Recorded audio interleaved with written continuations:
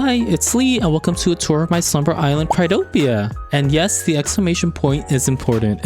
Like the name suggests, I built this island primarily to celebrate Pride Month, but I also took this opportunity to experiment with new items and themes and bring in aspects of my personality into it. I started the slumber island right after I finished working on Buttercup, and besides the first stream when I unveiled the theme and worked on the waterscaping, I decorated one whole section per stream. And with that, I was able to finish it in just 10 days of playing the game. I'm honestly kind of shocked at how fast I finished given how full my builds are, but honestly it was all thanks to the great goodness of Slumber Island decorating. And now, before we start the tour, here's a little moment from stream where I explained the overall theme and plan for this Slumber Island. So this is the theme, y'all. It's gonna be a rainbow island. I basically included all the major colors from Roy G. Biv, which is the colors of the rainbow. We're gonna keep it natural as we usually do. I love me a natural island.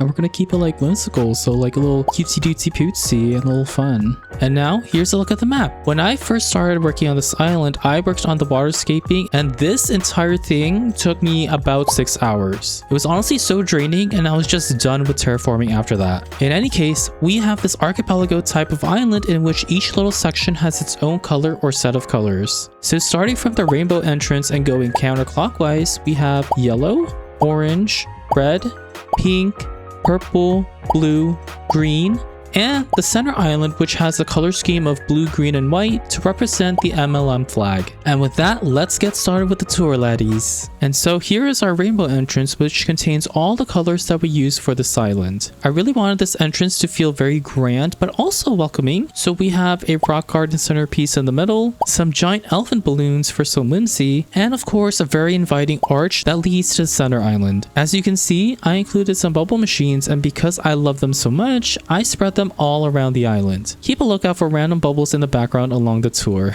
So let's start by heading to the left of the fountain. Since this is a very natural island, good majority of the decorations are just trees, plants, and other natural items, but honestly, I love it. Furthermore, I tried to include as many rainbow items as I could because, well, duh.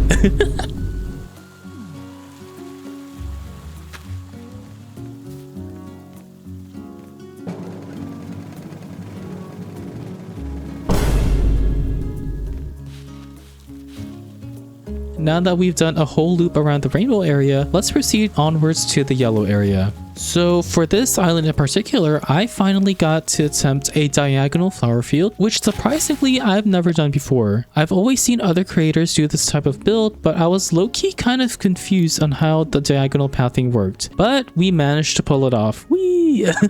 As you can see, we have a bunch of farm/garden related items such as the beekeeper's hives, shovels, bunnies, and of course the bee models. We also have Marty's photo in the back, who is my favorite villager of this color. Keep a lookout for the other villager photos in the following areas. Now walking to the right, we see more bubbles and an area for you to feed these cute duckies roaming around if you wish.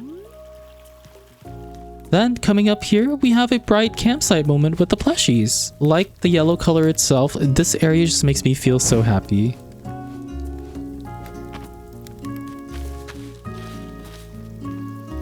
Now crossing this bridge, we have the orange area, which admittedly isn't one of my favorite areas, but maybe y'all will like it.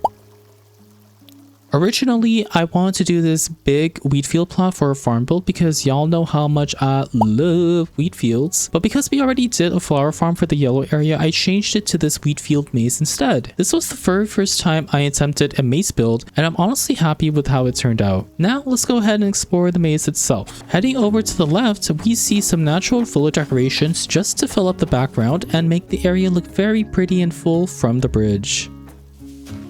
And down here is a little stables build for the horsies. Now they technically aren't orange, but I thought the horses fit very well with this theme. Cutting across these wheat fields to the right is a huge pumpkin patch, which I actually quite like, along with a pumpkin display in the back. I also made sure to extend the pumpkin patch across the river for the vibes. Then over here was supposed to be a prize area for those who completed the maze, but I decided to turn it into a little bakery instead, just because I didn't have many orange prizes. And of course, Tangy here is my favorite orange villager, and she's honestly been one of my favorites since 2020. Now we're heading towards the red mushroom forest. This is one of my favorite areas of this entire island, and this actually made me appreciate red as a color a lot more. Looking back at my old islands, I rarely included red in my color palette, so it's nice to finally be able to play around with it here.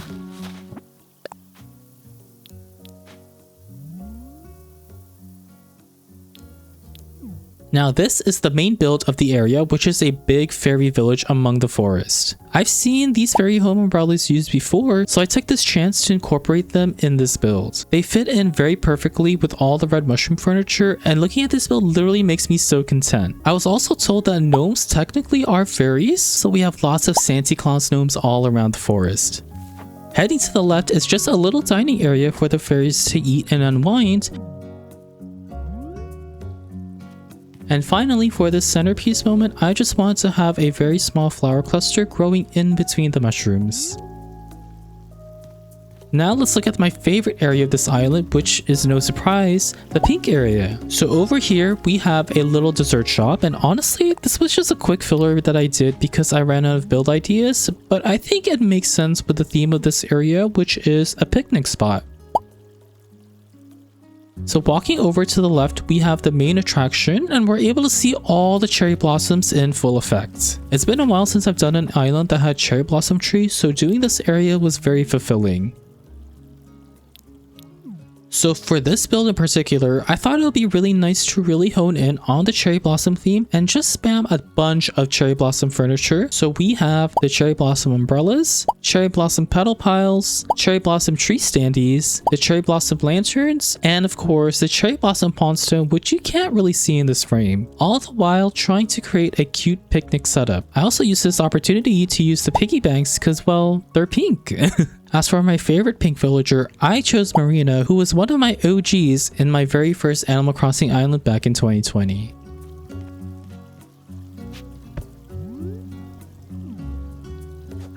Heading over to the left is another one of my favorite areas, which is the purple area. Now that I think about it, all of my favorite areas are at the back of the island, which is actually a crazy coincidence. Anyway, it's probably obvious already, but for this area, I really wanted to hone in on the fairycore theme as it's one of my favorite themes to do ever. Walking around, we can see tons of butterfly models, novalites, and ruined pillars. Then coming over here to the center, we can get a better look at the main perspective build of this area. As you can imagine from doing a build like this, it was honestly so much back and forth since I had to place down items and then checked how they looked from here, but I honestly think it was worth it because I love everything about this build. There's a nice variety in heights of the pillars, the butterfly models, novalites, and even the purple fairy homes. Then here in the front is a small flower field with some duckies being washed by our favorite purple villager, Mallory.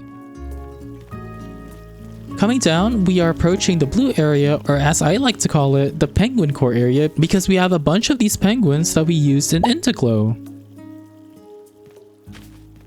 So over here to the left, we just have a small restaurant hosting a birthday party. Now because it's a party, we have some birthday decorations all around, and of course, some guests enjoying the food and mingling. Also note the cute penguin design on the truck. It's honestly so fitting for this area. Now going this way, we see the main build of this area, which is the Grand Plaza moment.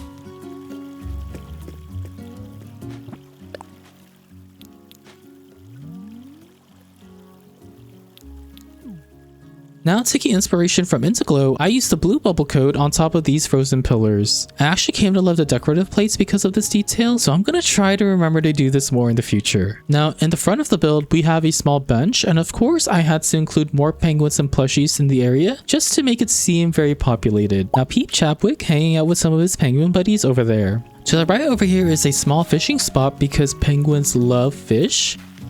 And then finally heading up here is a small ice cream shop because for some reason the color blue makes me think of desserts.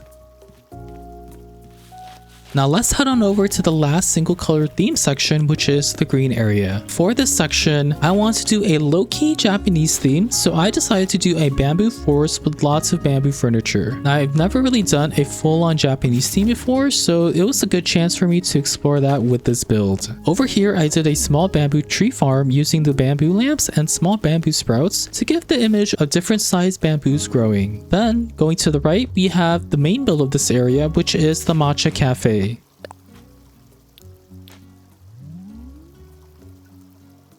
I really wanted to have a matcha reference for this area because I absolutely love matcha. To be honest, I don't know how people say it tastes like grass, but I digress. My main inspiration for this build is actually this matcha cake custom design that I found on Pinterest. Now, for the grand finale, we have the center island that focuses on personal aspects of myself. As you can see, the color scheme is blue, green, and white, which comes from the colors of the MLM flag. We have a very big flower garden on the right, my house on the back left, and a small outdoor theater here in the front. And now, let's take a closer look at this whole area. Now at first glance, it might just look like a spam of blue and white hyacinths, but this isn't a regular flower garden. It actually spells out the acronym MLM. I used the blue hyacinths as a background with the white hyacinths outlining the letters. For the actual build itself, I decided to go more of the farmcore route and included wind turbines in the background with some storefronts. Now don't ask me why I decided to put those plushies inside the display stands, but hey, at least they're cute. Over here, we just have a few more farm related items, so let's take a look at the left side. Over here, we just have a small outdoor theater build with a small snack corner to the left, but instead of watching a movie, let's just pretend that these plushies over here are watching my stream. Gotta go fast, literally. You can speedrun this. Zoom zoom. I'm in my mom's car. Get out of my car.